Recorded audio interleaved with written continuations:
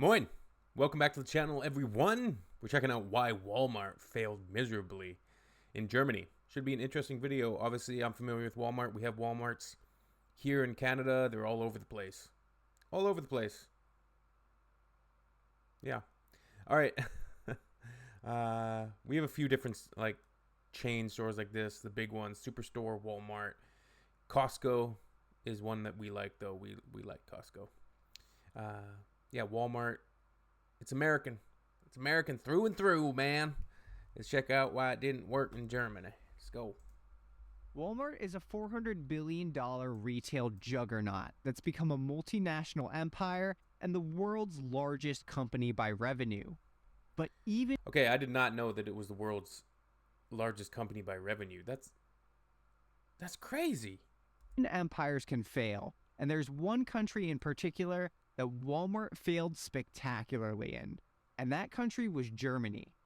Walmart entered the German market in 1997 with an aggressive series of investments and big hopes of expanding its global presence.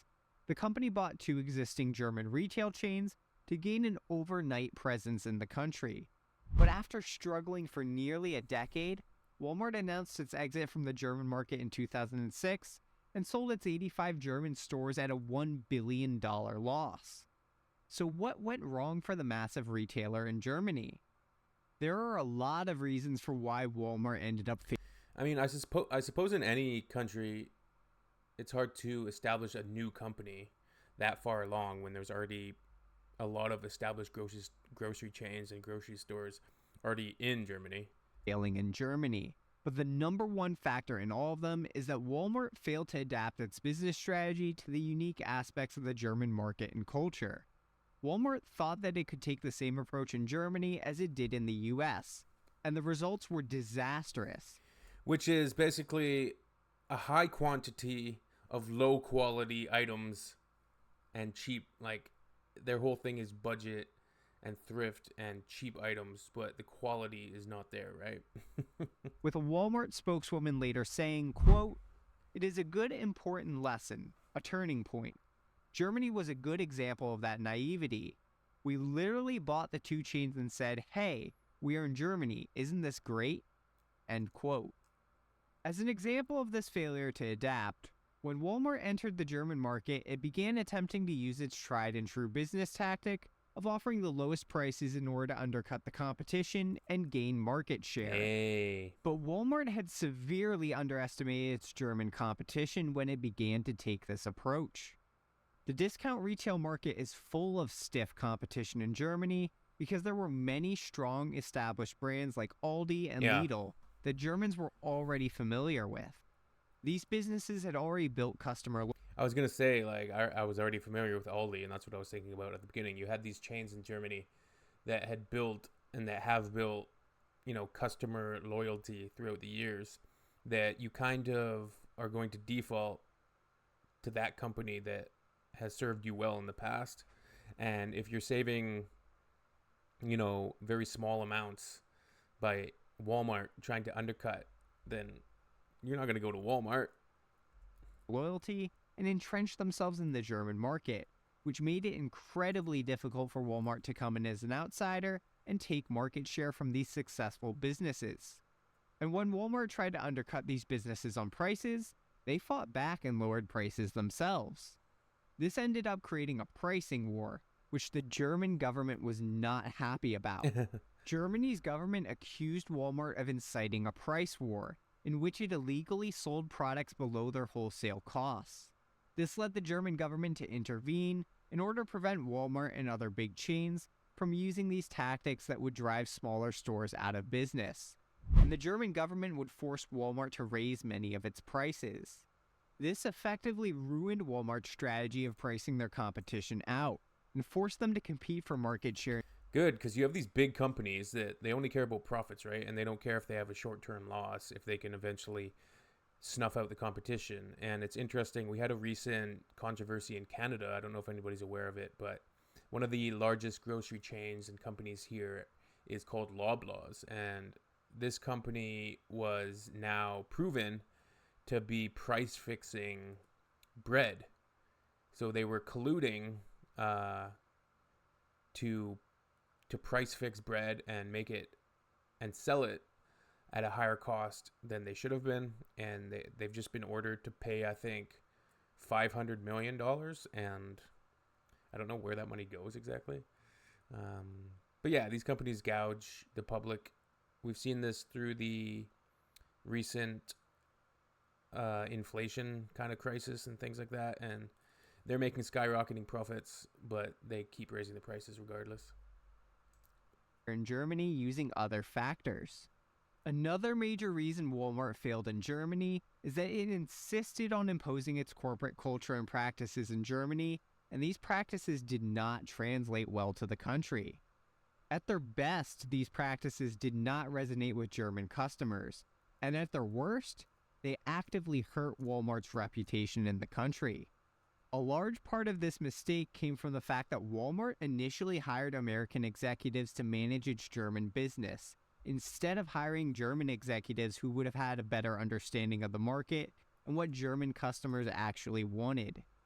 That just seems like common sense, so that's a mistake, obviously. You should hire German executives, of course, because they know Germany much better than if you're just bringing in these American executives. That makes no sense.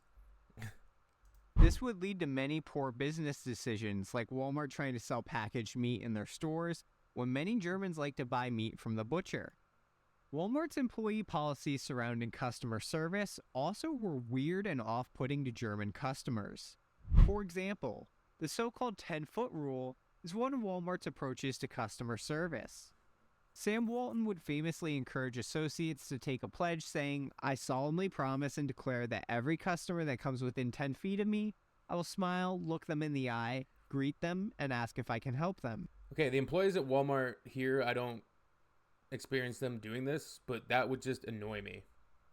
Whenever I'm going out to buy things or shop, the last thing I want to do is be constantly like interrupted, like, or approached by people. Like, I'll be polite and stuff, but I want to get in and get out. Basically, that's just me. Some people, enjoy shopping a lot more, but I just want to go about my business. I don't need to be asked if somebody can help me. If I need help, I'm going to ask for it, right? Other than that, leave me alone. But the problem is that this is not what Germans wanted Walmart employees to do at all. In fact, they thought this behavior was extremely strange and off-putting. So when Walmart was requiring its German sales clerks to smile at customers, this was actually making many customers very uncomfortable, because it's not normal in German culture to smile at strangers. And unfortunately for Walmart, all it takes is one bad experience for a customer to not want to come back to a store. Walmart also has a company tradition where it has its employees start the workday with a Walmart cheer, like this one you can see a digital Sam Walton doing at the Walmart Museum. And yes, I know what you're thinking, the Walmart Museum is a real thing. Check this out. Give me a W. W. Give me an A. A. Give me an L. L. Give me a squiggly. Squiggly. Give me an M. M. Give This is disturbing. This is straight up disturbing. me an A. A. Give me an R. R. Give me a T. T. What's that spell? More. Who's number one? The customer always. Now, having employees cheer It's like a scene from a horror film. like this could easily be considered weird by many people in the United States to begin with. But this type of company practice was even weirder in German culture, which is more formal by nature. Walmart eventually stopped doing this in Germany because it did not translate well, but the damage to their reputation had already been done. As the secretary of a German union put it, people found these things strange. Germans just don't behave that way. And speaking of labor unions, Walmart consistently ran into issues with German labor unions as well. In Germany, labor unions are more ingrained in the country's culture, and companies and unions are more accustomed to having to work together. But Walmart never was able to get on good footing with German labor unions, and this was a recurring source of conflict for Walmart in Germany. In addition, Walmart tried to enforce an ethics code on its employees, including restrictions on things like workplace relationships. And they were asking employees to report violations of this ethics code to management. But in German culture, this was seen as an extreme invasion of employees' personal privacy. And because of this, large parts of Walmart's ethics code were struck down by Germany's government and found to violate German employment laws. So after nearly a decade of Walmart making missteps like this and failing... They're just trudging through the mud, getting absolutely... They're like a bull in the china shop, like it sounds like. Just totally... Yeah, it's incomprehensible. And they're totally incompetent. And arrogant, it seems like, the company direction of trying to go into Germany and not being adaptive at all. Or trying to, you need to adapt to whatever market that you're trying to expand into. You think it would be common sense. So it sounds like they shot themselves in the foot and made their own bed. To gain market share in Germany, Walmart finally surrendered in 2006 and sold its 85 stores at a loss to one of its German retail competitors named Metro. Walmart said in its statement announcing the sale that, quote, "As we focus our efforts on where we can have the greatest impact on our growth and return on investment strategies, it has become increasingly clear that in Germany's business environment, it would be difficult for us to obtain the scale and results we desire. This sale positions us to increase our focus on the markets where we can achieve our objectives." End quote. $1 billion loss. $1 billion. Damn. You got wrecked, Walmart. As that statement makes very clear, Walmart had severely underestimated the businesses it was competing with in Germany and had failed to adapt in the ways necessary for it to succeed in that market. Walmart's failure in Germany is a textbook example about the importance of adapting to different business environments. Just because a business strategy is incredibly successful in one market does not mean that it will work in the next. In fact, that same exact strategy could turn into a financial disaster with huge losses when applied in a new market, which is a painful lesson that Walmart learned the hard way in Germany. But be sure to let me know your thoughts in the comments below, and please subscribe to the channel for more finance and investing content. Yeah, it's an interesting story of, these giant chains that go...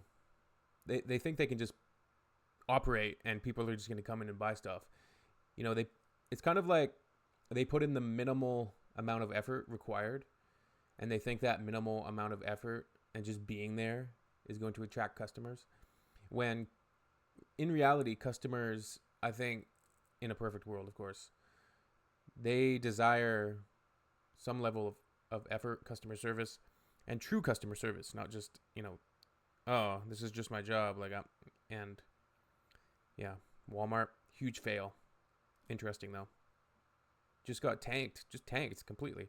So they were there for about 10 years, it sounds like. And just a complete failure of understanding the market that you're going into. You'd think the people in charge at Walmart would have some semblance of understanding that they needed to listen to people with knowledge of Germany, i.e. Germans, and adapt to what their competition was doing when you move in there, instead of just trying to price cut everybody with low quality products.